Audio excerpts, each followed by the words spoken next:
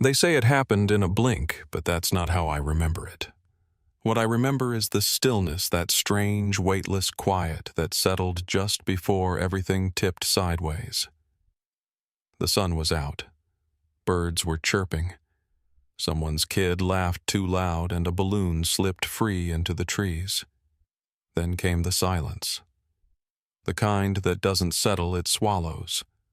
I didn't know then that it would be the last time I ever saw my sister's face as a child, and I didn't know yet that I would spend the next 15 years trying to bring her home. Before I go any further, let me know where you're listening from down in the comments and hit that like and subscribe if stories like this have ever touched your town or your life. Every click helps make sure people like Sarah aren't forgotten. I was 12 that summer. My name's Jessica Warren, and I grew up in Eugene, Oregon, the kind of place where you still waved at your neighbors and left your front door unlocked until it got dark. My mom stayed home with us. My dad worked maintenance for the school district. We weren't rich or anything, but we had routine, and back then that felt like enough. Saturdays were always for the park. We'd load up the wicker basket, the checkered blanket, and head to Alton Baker by the river. The air always smelled like pine and cut grass, sometimes campfire if the wind shifted just right. That weekend was no different. Early June, warm, no clouds. We spread out near the clearing where the trees opened up just enough to let the sun fall across the grass like gold. Sarah was 8. She'd been begging all week for a balloon, and finally got one at the corner gas station that morning, cherry red tied to her wrist like a prize. She wore this white cotton dress with little yellow daisies stitched along the hem. My mom made it. It already had grass stains by the time we unwrapped the sandwiches. I was reading some paperback I can't even remember now. Sitting cross-legged on the blanket, half listening to the radio, static and country music. My dad fiddled with the antenna while my mom hummed and tried not to crush the deviled eggs. I looked up every now and then, mostly when Sarah squealed. She was darting around like she always did, loud, barefoot, happy. She had this habit of chasing shadows or following the balloon like it was leading her somewhere. Always curious, always wandering a little too far. I must have called out half a dozen times that morning, Sarah not too close to the trees. She'd glance back, grin like she knew better, then turn right back toward the woods, that edge of the forest. It always made me nervous, even then. Thick trees, no real trail, just brush and shadows. A wall of green that never looked quite friendly. My parents always told us to stay close, but kids don't listen. Not really. And that morning I remember something else too, a smell. Just a wisp like wood smoke or something burning deep in the trees. Not strong, but it made me look up. I saw Sarah stop too. She tilted her head, tugged at the balloon string, and just stared. Right into the trees. Like something had whispered her name. The thing is, it didn't feel like anything at the time. That's what stays with me. How normal it all seemed. How unremarkable that exact moment felt, and how much I'd give now to go back and say something louder or stand up or follow her anything. But I didn't. I just went back to my book, and when I looked up again, she was gone. When I looked up again and saw nothing but grass and trees, I didn't panic right away. I called her name soft at first, more like a check-in than an alarm. Sarah. No answer. I set my book down. The picnic still buzzed behind me, my dad swearing quietly at the radio, my mom arranging sandwiches like she always did, one hand wiping down the edge of the blanket, fussing over nothing. I stood up, shaded my eyes. The sun was higher now, making the forest edge look darker than it had earlier, like the trees had shifted closer without anyone noticing. I took a few steps forward, squinting, scanning the clearing. No red balloon, no white dress. Just a low hush, like the kind that settles when a storm's about to roll in. I turned back to the blanket. Mom. She looked up, her face still caught in that easy summer smile. Where's Sarah? I asked. The smile faded like someone had flipped a switch. She followed my eyes to the tree line. I could see the question forming in her head. Wasn't she just there? My dad was already standing. He dropped the radio in the grass without a word and cupped his hands to his mouth. Sarah, he called louder than I'd expected. My mom's voice came next, sharper. Sarah, honey. Come on back now. Still nothing. The woods held their silence. The balloon string was the first thing I saw dangling from a low branch red ribbon, twisting in the breeze, like it was waving goodbye. That's when everything around us just cracked. Plates tipped over. The wicker basket spilled onto the grass. I remember my mom stepping into the clearing barefoot, not even noticing she'd left her shoes behind. My dad stomped down into the brush, calling her name over and over. I ran too, even though I didn't know where to start. The ground was soft from the week's rain, but not soft enough to hold prints. Just damp needles, leaves, and shadows. We searched for hours. That same stretch of woods back and forth, calling until our throats were raw. By early evening, the police had arrived. Flashlights lit the trees, and yellow tape was strung between the branches like some kind of cruel decoration. My dad's hands wouldn't stop shaking.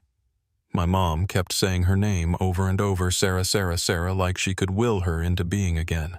I sat on the back of an ambulance, knees scratched, holding the necklace I'd been wearing since my birthday, the one Sarah always liked to borrow.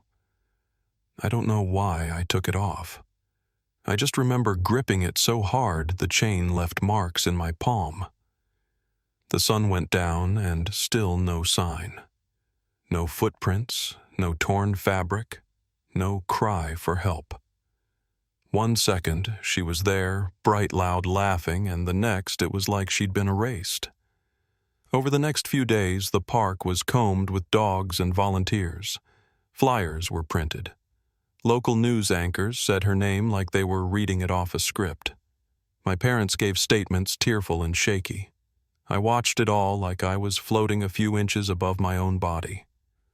At night, I'd lie in bed listening to my mom cry through the wall, my dad pacing the hallway like he didn't know where to go. I stayed silent. I think I was afraid that if I said her name out loud, it would make it real that she was actually gone. A few weeks later, the police scaled the search back.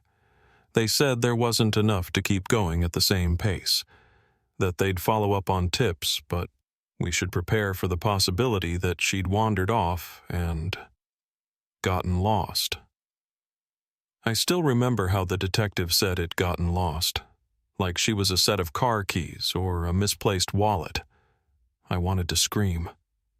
Instead, I nodded. My parents nodded too. Everyone just nodded and nodded like that made it acceptable. After that, people moved on. The town needed to. One day there were missing posters on every streetlight. The next, they were gone, taken down or weathered into pulp. School started up again. Neighbors brought over casseroles. My mom left the picnic basket in the garage and never touched it again. The checkered blanket stayed folded on the shelf, smelling like dirt and old grass. I tried to fall back into the rhythm of being a kid, but everything was offbeat. The park, the radio, even the smell of cut pine made my chest tighten. And the weirdest part was how quickly people stopped talking about her. I'd walk past a group of parents at the store and hear their voices dip just slightly when they saw me. My classmates looked at me like I was a ghost, or worse, like I was supposed to be a symbol of something and they didn't know what. At home, we got quieter. My dad stayed at work longer. My mom started attending church again. And me, I started writing things down. Not whole sentences at first, just names, places, descriptions. Like if I could capture every detail of that day, maybe I could spot the thing we missed. The one clue that would make it all make sense. Because I knew my sister. I knew she didn't just wander off. And I knew that silence, the one that wrapped around us like a shroud, wasn't natural. It was hiding something. And whatever it was, it had taken her. I started sleeping with the window shut even in the heat. The balloon string had disappeared from the tree after a few days. Maybe it blew away. Maybe someone took it. But I kept seeing it in my head, that ribbon twisting in the air, bright red against all that green, like it was marking the spot where everything we knew just unraveled. And I remember this too, one afternoon, maybe 3 weeks after I came home from school and found my mom sitting at the kitchen table holding Sarah's dress in her lap. She was running her fingers over the little daisy stitches like she was trying to memorize the pattern. She looked up at me and said, "I still hear her laugh sometimes." That's when I realized we weren't waiting for Sarah to come home. We were just waiting to forget the sound of her voice. But I couldn't. I wouldn't. Not then. Not now. Because deep down, even at 12, I felt it, whatever took Sarah hadn't meant for her to be found. And I didn't know it yet, but it would take me 15 years to prove them all wrong. The first time I brought up the idea that Sarah hadn't just wandered off, the officer sitting across from me gave me a look I'll never forget. It wasn't cruel exactly, but it was that kind of smile people give when they've already made up their mind. He tapped his pen on the edge of the notepad and said, "Sometimes they get curious. That's all it takes." I remember staring at him, not answering, just trying to hold in the heat building in my chest. My sister was 8. She didn't go far without asking. She didn't like bugs. She didn't like getting her dress dirty. She wasn't the kind of kid who'd vanish into the woods on a whim. But every time I said that to the police, to the search team, to teachers or neighbors or reporters, I got the same response, a tilt of the head, a sigh, a gentle hand on the shoulder. Grief makes people see what they want to see, they'd say. It wasn't that they thought I was lying. They just thought I was too close to see straight. And maybe I was, but not in the way they meant. That first year was the worst. People started dropping off around us, friends, extended family, even the volunteers. Everyone meant well, I think, but after a while they stopped asking. Nobody wanted to reopen the wound. My parents tried to hold it together. My dad worked longer shifts, took up weekend jobs to keep busy. My mom threw herself into her church, into housework, into anything that kept her hands moving. But when it was just us in the kitchen, when the house got quiet at night, it was like Sarah's absence filled every space. I tried to talk about her, just little things at first. Remember how she used to, or she would have loved this. My mom would nod, smile a little, then change the subject. My dad would just get up and leave the room. I guess we all had different ways of not drowning. I started keeping notes in the back of my school binders. At first it was just lists, what Sarah had been wearing, who we saw at the park that day, what time we got there. I wrote down every detail I could remember, even things that didn't seem important. Later, I copied down articles, tips that came in through the local hotline, anything that hinted at a girl spotted near the highway or a woman who looked too old to be walking with a child that young. Most of them were dead ends. Some weren't even close. But I kept them. I kept everything. I think part of me believed that if I could just get someone to see it the way I saw it, they'd help. They'd dig deeper. But I learned pretty quickly that people get tired of tragedy they can't fix. In high school, one of my teachers pulled me aside after class. He said he was concerned. I wasn't turning in assignments. I was distant. I told him I was just tired, but he'd already spoken to the counselor. They thought I should talk to someone. Maybe try letting go. He didn't say Sarah's name, but I knew what he meant. Let go. As if I'd been holding on too tightly to something everyone else had already buried. So I nodded, said I'd think about it, and went back to doing what I'd always done, keeping quiet. Watching. Writing. By the time I turned 20, I'd already decided I wasn't going to be the girl whose sister disappeared. I didn't want that to be the only thing people knew about me. So I moved out. Got a tiny studio near downtown and enrolled in the journalism program at the community college. Most people assumed I picked that major because I liked writing. That was part of it. But really, I wanted to learn how to ask questions the right way, how to make people listen. I figured if I could just learn the right method, the right tone, the right kind of persistence, someone might finally give me a real answer. The professors liked my work mostly. I did well on the investigative stuff, the pieces that had structure and facts and records to chase down. But any time we got an open-ended assignment, I'd end up writing about Sarah. Not directly, not by name. But there was always a girl missing, or a family who didn't believe what they were told, or a witness who saw something no one else took seriously. One professor asked if I'd ever considered doing a personal essay about it. I told him no. That wasn't the point. I didn't want sympathy. I wanted clarity. I'd show up at town hall meetings with a notebook and recorder, listen for any mention of public land projects, construction permits, private properties being cleared near the forest.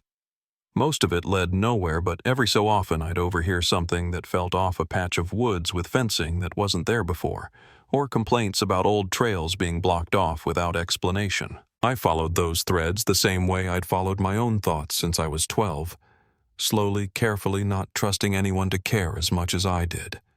And even when someone did care, even when they said the right things, it never went far.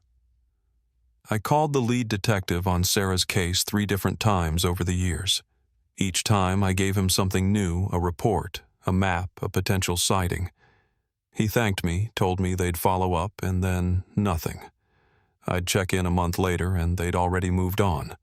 We didn't find anything credible, they'd say. Or worse. There's no new evidence to reopen the file. The worst was the summer I was 25. A woman in Medford claimed she'd seen a girl matching Sarah's age and description at a rest stop. The girl seemed out of it, confused, maybe drugged. I drove down that same night, met with a local officer, gave them a copy of Sarah's picture and one of the flyers I still kept in the glove box. The officer looked half asleep. Said he'd pass it along. I never heard another word. That's the thing no one tells you about being the one who remembers. It's not just the pain, it's the erosion. Year after year, people start treating it like a memory problem. Like maybe you misheard. Maybe you don't quite recall the way it happened. And if you keep insisting otherwise, well, then maybe you're the problem. But I knew. I always knew. My sister didn't wander off. She didn't get lost. She didn't just vanish because the world is cruel and random. Someone took her. And the longer I kept digging, the more I realized that the silence wasn't just grief. It was protection. It was complicity. And whether they meant to or not, a whole lot of people had chosen to stop looking. That's why when Daniel called me that afternoon after all those years, I didn't hesitate. I didn't ask him to explain over the phone. I just grabbed my notebook, got in the car, and drove straight to that cafe. Because if there was even a sliver of truth in what he'd found, I wasn't going to let anyone shut me out again. Not this time. Daniel had always been the quiet kid growing up smart, awkward in a way that made teachers love him and other kids ignore him. Back then, he was always building something out of spare parts, little circuits and toy robots, disassembling radios just to see if he could put them back together. I hadn't spoken to him in years, not really. A wave here and there when I passed his parents' house on the way to the store. So when his name lit up on my phone, it didn't feel casual. I picked up and he said my name like it didn't quite fit in his mouth anymore. Then he said, "I think I found something. That's all it took." I didn't ask questions. I grabbed my keys, my notebook, and drove to meet him at a coffee shop downtown. When I walked in, he already had the laptop open. I could tell by the look on his face that this wasn't a social visit. No small talk, no awkward hug. He just turned the screen toward me and hit play. The video was rough, choppy aerial footage taken from a drone gliding low over a stretch of forest that looked too familiar. I leaned in. Trees passed beneath the camera, thick with moss and shade. Then about 30 seconds in the frame jolted. The camera had paused on a clearing, and there, just for a second, was a figure. Thin, still, looking straight up at the drone. Her face was half-shadowed hair, tangled clothes barely hanging on. But something about the way she stood, the shape of her shoulders, the tilt of her head hit me hard. I stared at that frame until it burned behind my eyes. "Where was this?" I asked. Daniel looked down. "Willilt National Forest. About 6 miles past the old ranger station. I nodded slowly. When yesterday? I watched the clip again, and again. I don't know how many times. I kept telling myself it could be anyone, a hiker, someone camping illegally, even a prank. But the longer I watched, the more I felt it. That stillness, that look in her eyes. It wasn't fear. It wasn't surprise. It was something else, like recognition. I whispered her name, barely audible. Daniel didn't say anything. He didn't have to. We drove out the next day. The air was colder than I expected, heavy with the smell of cedar and wet leaves. The trees were older out there, their roots like knuckles pushing up through the soil. Daniel carried his gear on his back drone, packed tight in a black case with cracked handles. I carried my notebook and a flashlight. We walked in mostly silence. There wasn't much to say. The further we got, the more it felt like the woods were pressing in around us. I kept watching the light shift through the branches, trying not to look for shapes between the trees. About an hour in, Daniel stopped walking. He knelt down near a patch of soft ground, brushed away a layer of pine needles, and pointed. Footprints. Bare. Small. The arches narrow, and the toes splayed slightly. I crouched beside him and stared. They were fresh, still damp from the soil. My breath caught. I didn't speak. I just followed where they led. They stopped at a tree, tall and gnarled bark split in jagged lines like old scars. Daniel reached into his bag and pulled out a folder. He hadn't mentioned it before. Inside were printouts, stills from other flights he'd done. He flipped through them slowly. Smudges, marks on trunks, scratches that looked random at first, until they didn't. On one of them, faint but real, were 2 letters carved into bark, SM.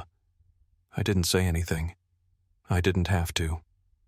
My hand trembled when I touched the grooves. It felt like touching a ghost. I looked at Daniel and asked, "Why didn't you show me this before?" He kept his eyes on the folder. Because I wasn't sure, and I didn't want to be another person giving you false hope. His voice was steady, but his hands weren't. I nodded once. That was fair. We followed the prints a little further. They curved down into a shallow ravine. The moss grew thicker there, muffling our steps. The forest went quiet, too quiet. Even the birds had gone still. Then we saw it. Another tree older than the first.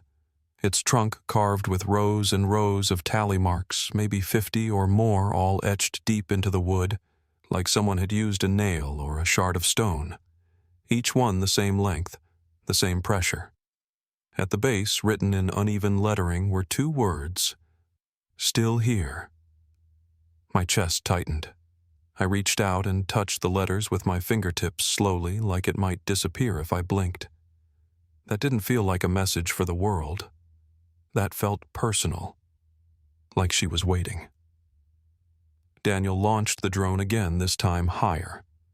We watched the screen together, eyes locked on the flicker of movement between branches. There, just past the next clearing, something shifted, too fast to catch clearly, but unmistakable. A person.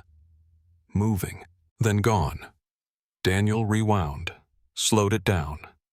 Frame by frame, we watched a figure step from one tree to another. Long hair, thin arms, clothes barely hanging on. Before she vanished, she turned slightly, and even through the blur, I saw the shape of her eyes. I had to brace myself against the tree. The forest spun. The tallies, the letters, the bare footprints, the movement. It was too much to hold all at once. But Daniel said what I couldn't. If that's her.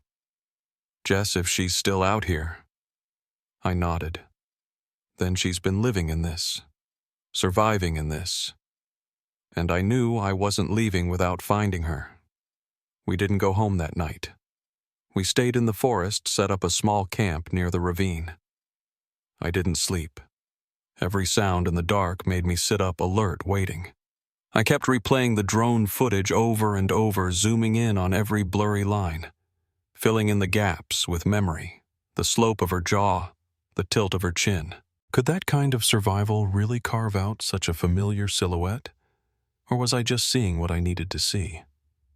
By morning, the doubt had faded. The evidence was too much. I added new sketches to my notebook, the carvings, the footprints, the layout of the land. Every detail recorded and dated. It wasn't a case file yet, but it would be. Daniel poured coffee into a tin mug and asked, "What's the plan?" I didn't answer right away. I was staring at the words carved into that tree. Still here. That wasn't desperation. That was a message, not to the world, to me. We broke camp after sunrise and headed deeper.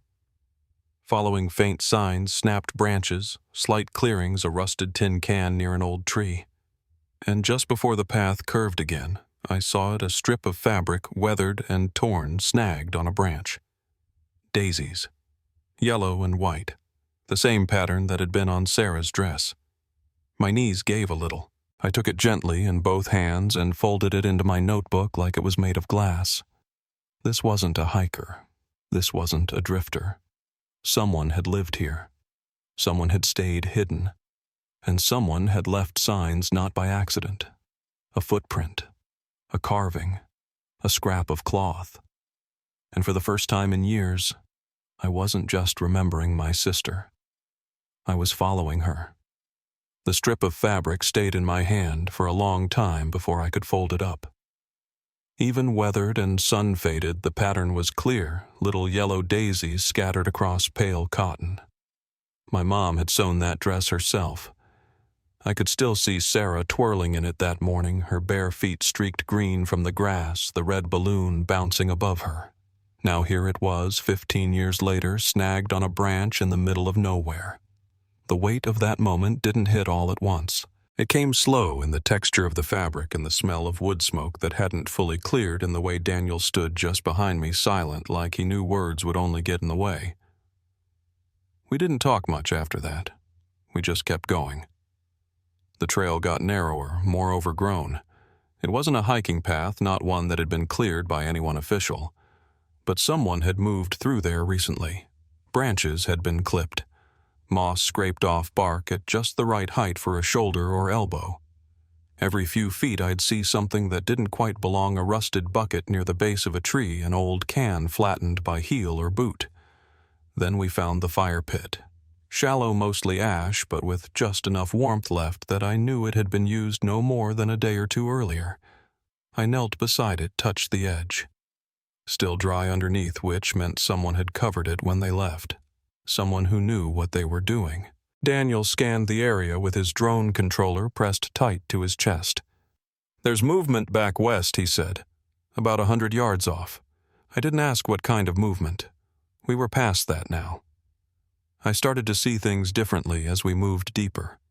It wasn't just survival anymore.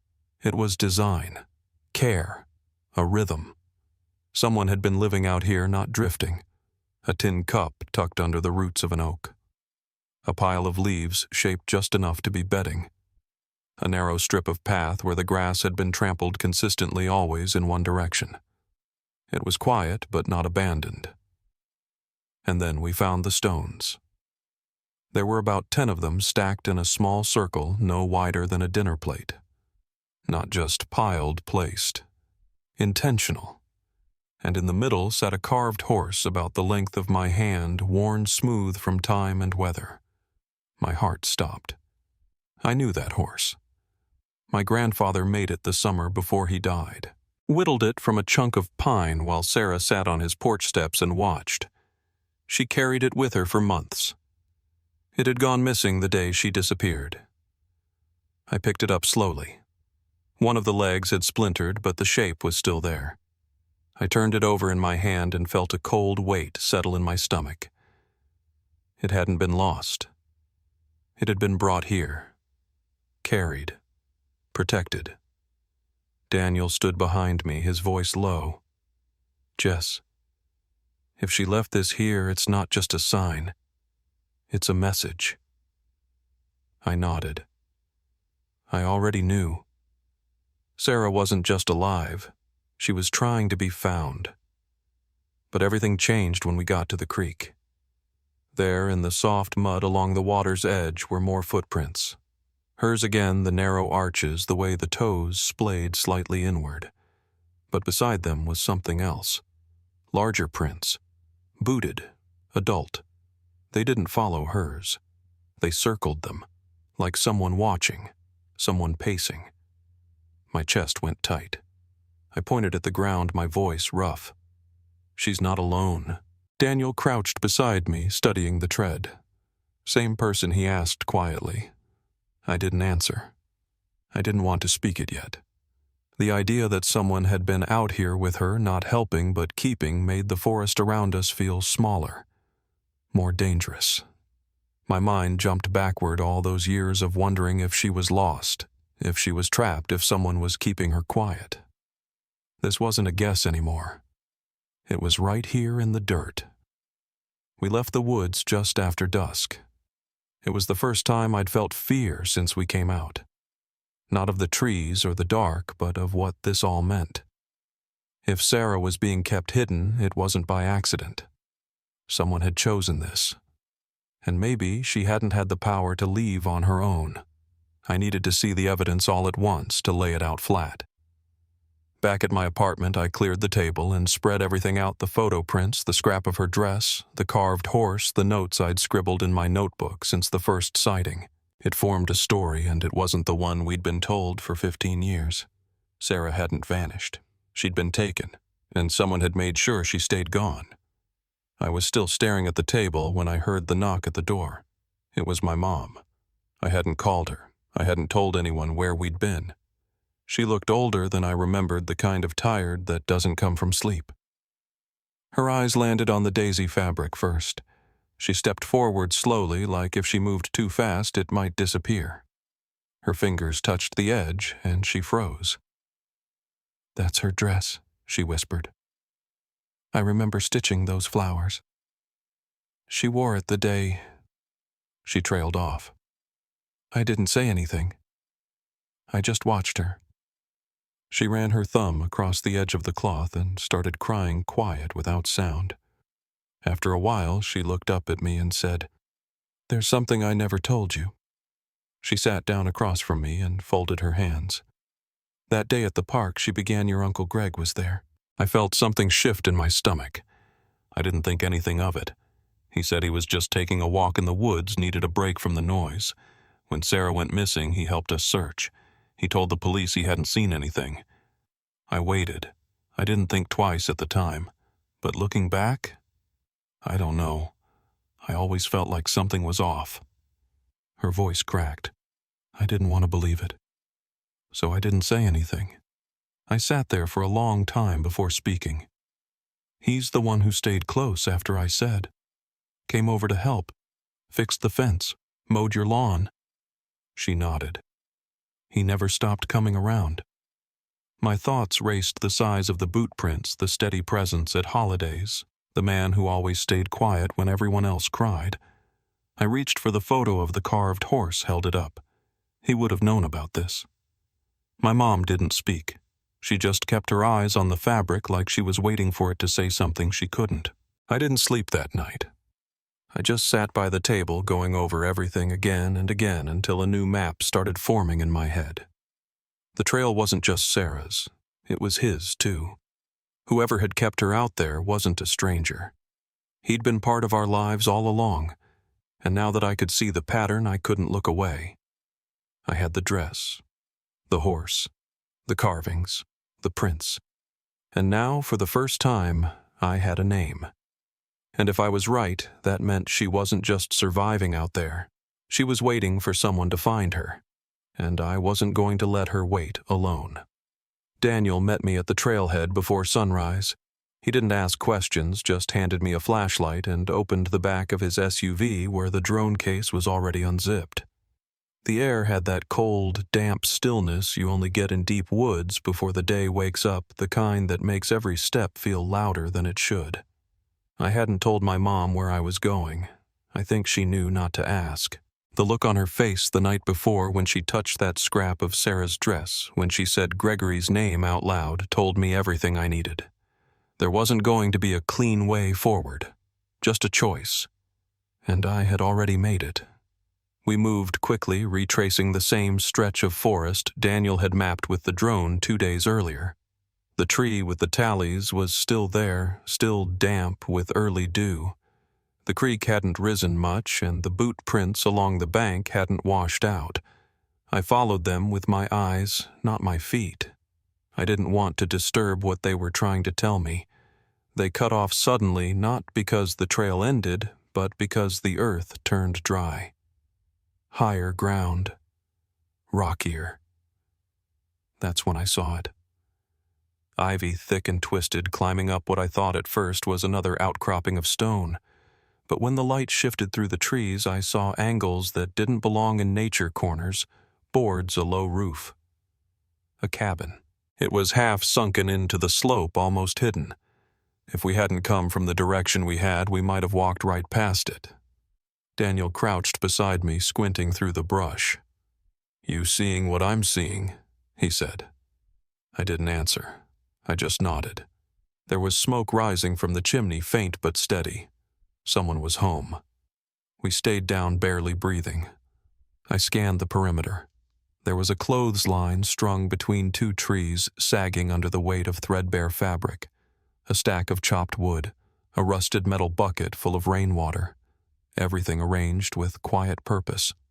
I pulled out the binoculars Daniel had packed and moved them slowly across the face of the cabin. One of the windows had been boarded from the inside, but there was a small crack between 2 planks. I adjusted the lens. That's when I saw her.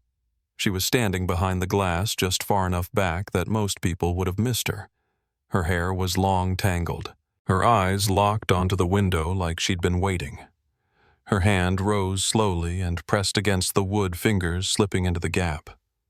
My throat tightened. I whispered her name. Sarah.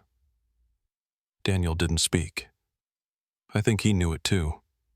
That wasn't a maybe. That was her. We stayed frozen, half hidden in the undergrowth, afraid to move too quickly. Then the door creaked open. My body went still.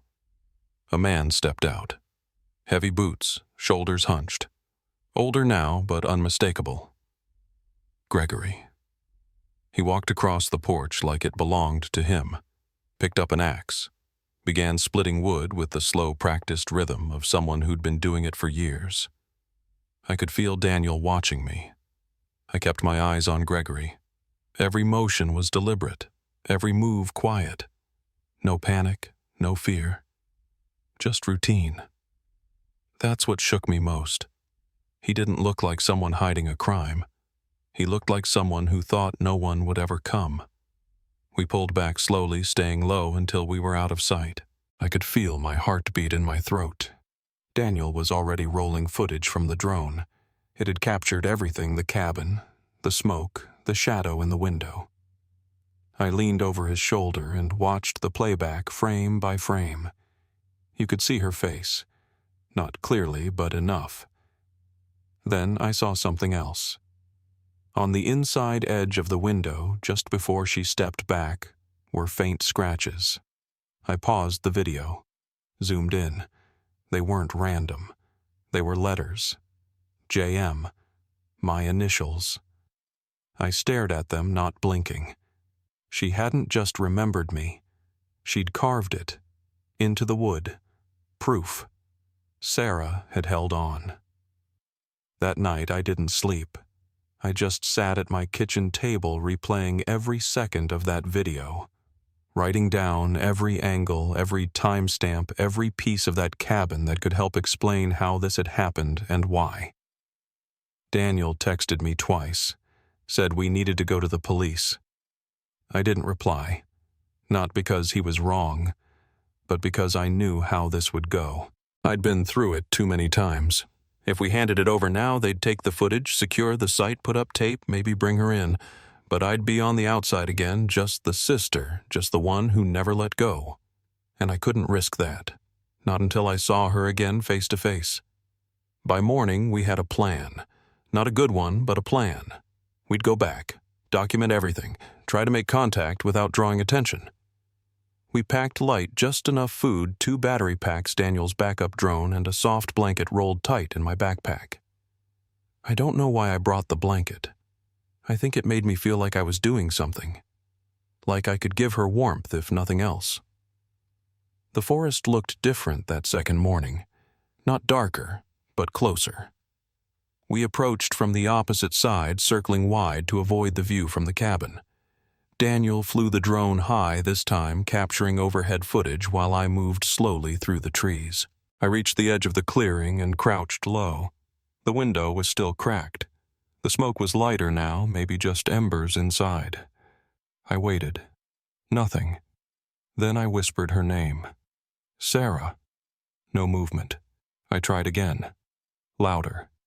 Sarah, it's Jess. I'm here. A shift. Just behind the glass, a shadow. Her face appeared again, thinner than I remembered, but still hers. She pressed her hand against the crack. I did the same. Wood between us, but nothing else. Her lips moved. No sound. I leaned closer. She mouthed it again. He's here. Then the door creaked. I dropped down fast, heart slamming in my chest. Gregory stepped onto the porch again. Same rhythm, same stillness. But this time he looked around longer, like something had changed, like he'd felt it. I stayed frozen. Daniel was behind a tree 10 feet to my left, holding his breath. Gregory stepped down the stairs and walked toward the stack of wood axe in hand. I didn't wait. I backed away slowly, motioning to Daniel, my mouth barely moving. We need to go. Back at the car, neither of us spoke. The drone was still recording. We let it hover over the cabin until the signal started breaking. On the screen, just before the feed cut out, I saw her again. Sarah. Standing by the window, her hand still against the glass. I knew then we couldn't wait much longer. He'd felt the shift. He'd seen the signs. And if he thought someone was coming, if he knew we were close, I didn't know what he'd do next. But I wasn't about to let him take her away again. Not now. Not when she'd left a trail for me to follow. Not when I was finally standing on the other side of the glass. We didn't wait another day. After we left the woods that second time, I knew I couldn't stand in the doorway of this any longer. I had seen her face. She had seen mine. That kind of moment doesn't just happen and get ignored. So we packed quickly before doubt could catch up. Daniel pulled footage labeled folders, transferred backups to a second drive. I wrote everything down, the initials on the window, the time of day, the order Gregory chopped firewood. Not because we'd forget, but because if anything went wrong, someone else would need the truth laid out clean. We left before dawn again. Didn't speak much on the drive. The forest looked different in the rearview mirror, not looming, not ominous, just inevitable. There was no version of this where I stayed home and waited. Not anymore. We parked the car off the road nearly a mile from the trail, hiked the rest in silence, slower this time. I kept one hand on my bag where I'd packed the photos and that same blanket from the day before.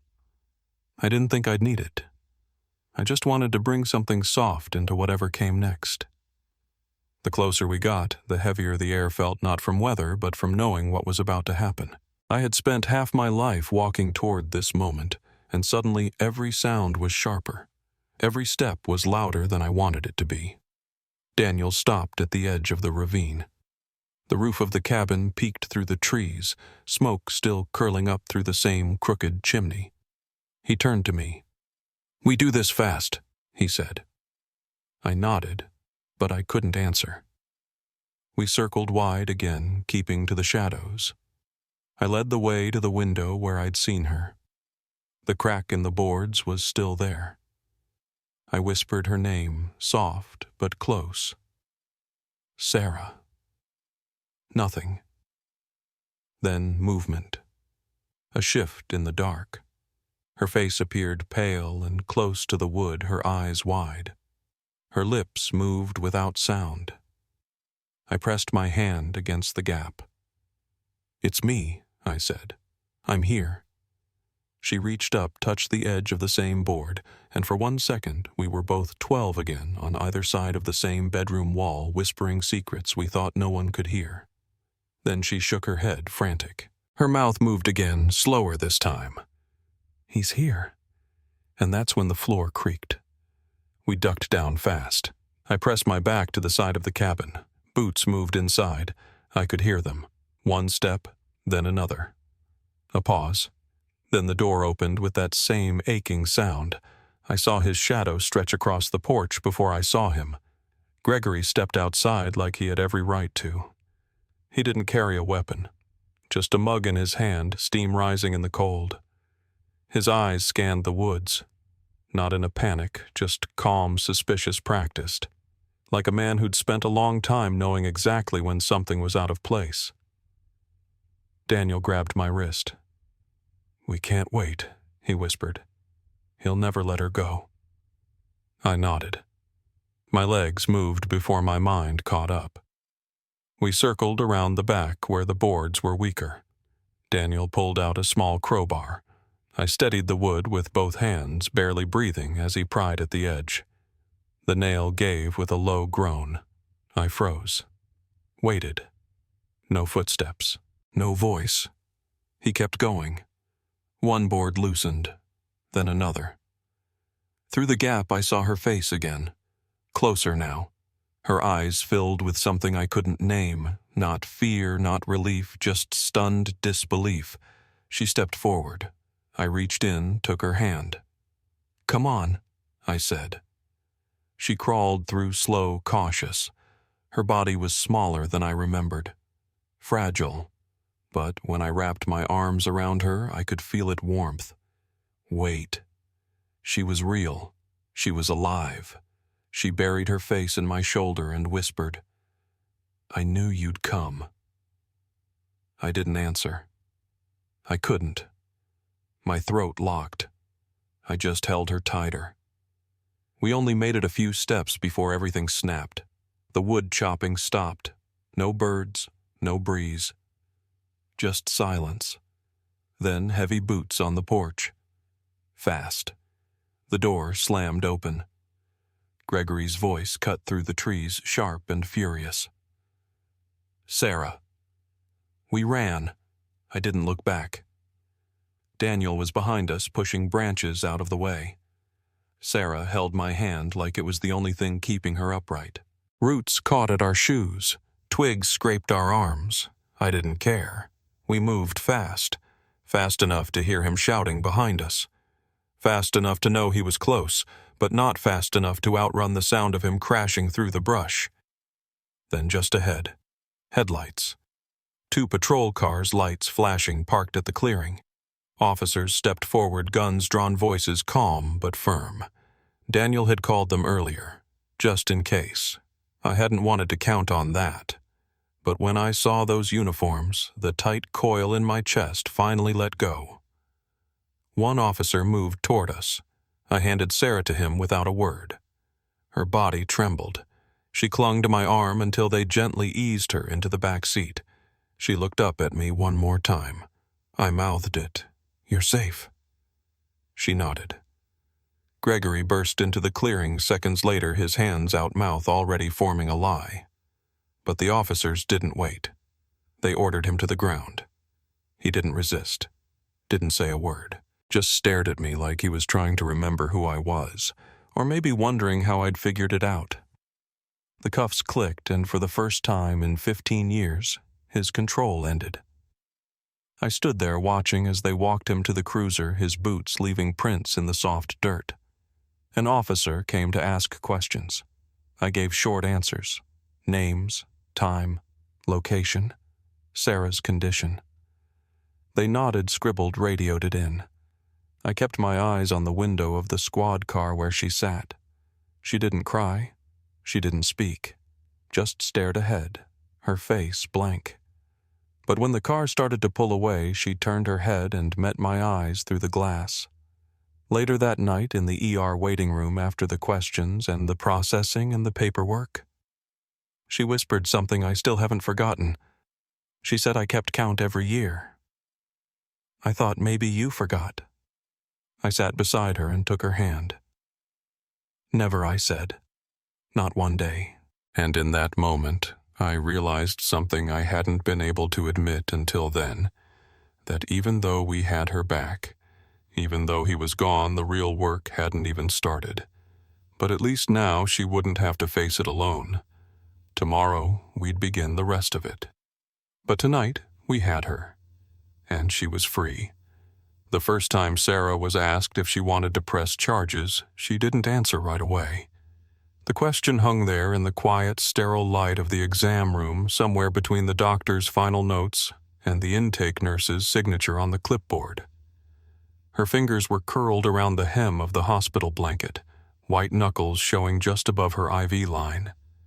I watched her eyes move toward the window, not looking out of it, just looking in that direction like she needed a horizon, even if it wasn't real. "We'll wait," the nurse said softly, and stepped out. I stayed behind. Neither of us spoke for a while. You don't push a decision like that. Not when you've just been pulled out of one kind of prison and dropped into another. The kind where every memory has to be named, categorized, validated by strangers who will ask again tomorrow in court. Eventually, she nodded. "Yes," she said. "But not just him." Her voice cracked, not from emotion exactly, but from the weight of the sentence itself. The detective assigned to her case was named Carla Monroe. Late 40s, calm demeanor, short sleeves in winter. She spoke gently, but didn't sugarcoat anything. I could tell she'd handled cases like this before too many. She didn't flinch at details. She just asked questions, always letting silence settle before she wrote anything down. Sarah talked for almost 2 hours that first day. About the van, about the house in Idaho, about the names she was told to answer to. "They made you choose a new name?" Carla asked. Sarah nodded. "Only at first," she said. "Then they stopped asking. I just wasn't anything for a while." Gregory Fenton was booked without bail. The initial charges were unlawful confinement and kidnapping. But as Carla peeled back the layers of what had been happening in that cabin, and more importantly, what came before it, things got worse. The House of Grace in Idaho wasn't listed as a treatment center. It wasn't on any national registry. The property had been sold 4 times under different LLCs. The basement, according to Sarah, held beds. At least 28. Each one with a number. No names. She remembered waking up in number 12. Later, she'd overhear the phrase, reclamation, in whispered meetings behind the walls. She didn't know what it meant then. She does now. I don't think I'll ever forget the way she said that. The phrase Reclamation Network showed up in a few scattered documents. Carla dug up coded language in court filings, vague financial transactions, and one sealed settlement involving a different rehab center in Utah that burned down in 2010. Sarah had never been there, but she recognized 2 names listed as employees. One of them was Margaret Harrow, the same woman Sarah remembered being called Sister Grace. Carla tried to track her down, but the address tied to her Idaho license had been cleared out a week before the raid. Whoever ran that place had a head start. Too many, actually. Still, they got one break. In Gregory's cabin, under a floorboard in the back room, they found a tin box with several cassette tapes inside.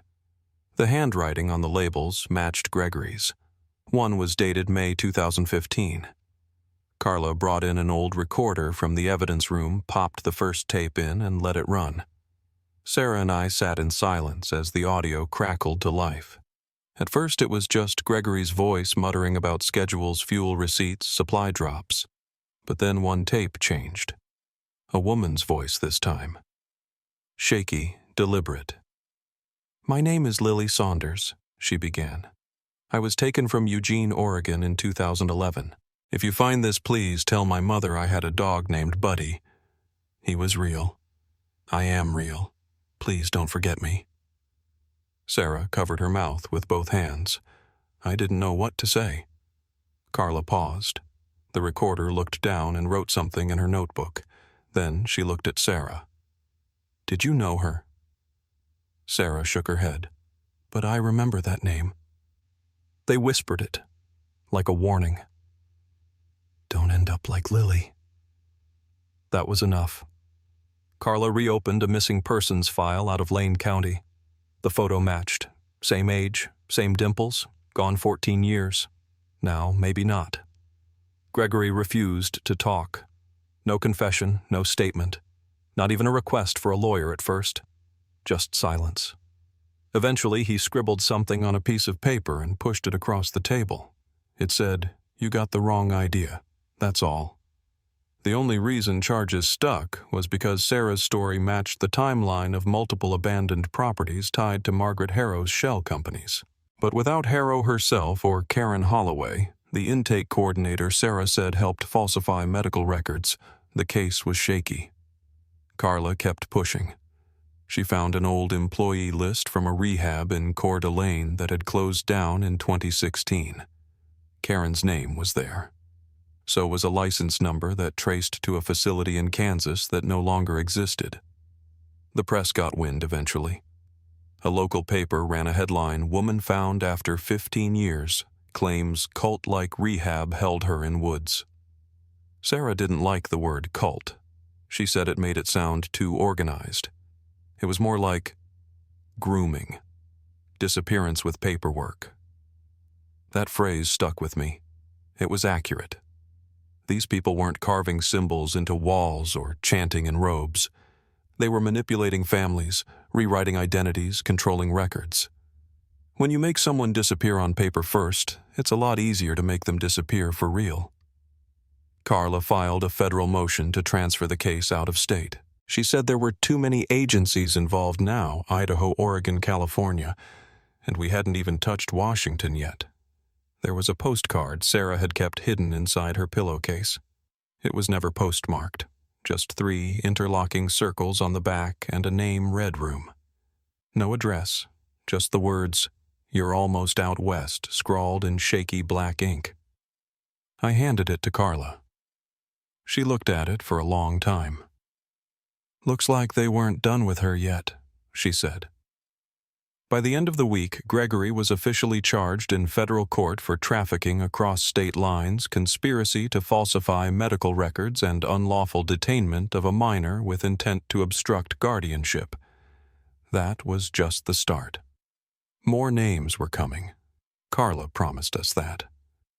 Sarah stayed with me and Daniel for the time being. She didn't want to go back to Eugene yet. Too many ghosts there. Instead, she started therapy slowly, cautiously. 1 hour at a time.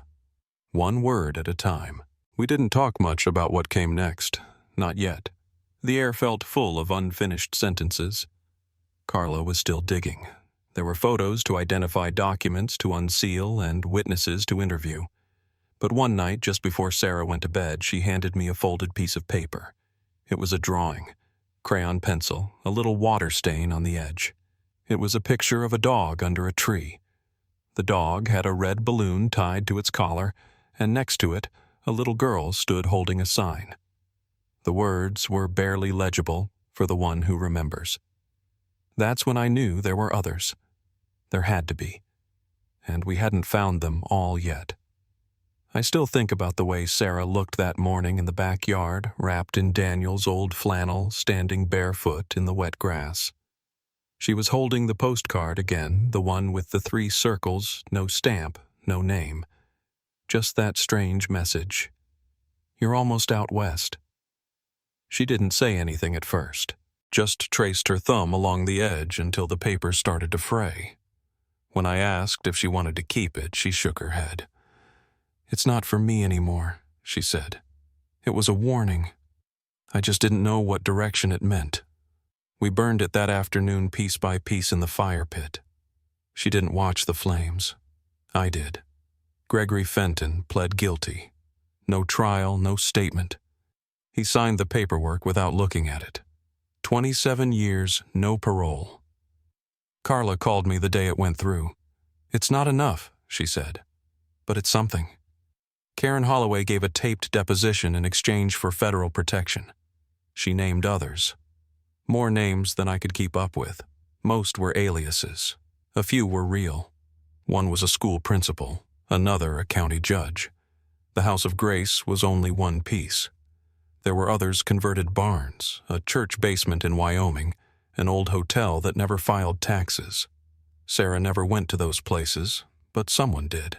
Someone still might be. They found a second girl in Montana. Same initials carved into a beam in the attic. 28. Another drawing taped behind a wall panel. A red balloon, a golden retriever, and a name buddy. This one had a date 2013. No body. Just a shoe and a voice on a cassette that broke halfway through. It was enough to reopen 6 cold cases. Carla transferred to a joint task force. She still sends updates when she can, but I can hear it in her voice how deep this goes, how many stories might never get told. Sarah stayed with us for almost a year. She got a dog. Not a retriever too many memories, but a mutt with ears that never stopped moving. She named him Cedar. She started drawing again. Nothing dark, just quiet things. Trees, windows, dogs curled up in places they feel safe. One day she asked if she could use her real name on the drawings. Not the one they gave her, the one her mother had sewn into a stuffed rabbit she carried as a child. I said yes, of course yes. She signed each one SL, small neat letters in the corner. We held a small memorial that fall, not for anyone we buried, but for the ones still missing. A few of the neighbors came. Carla drove down for it. We tied red balloons to the fence posts and let them go at dusk.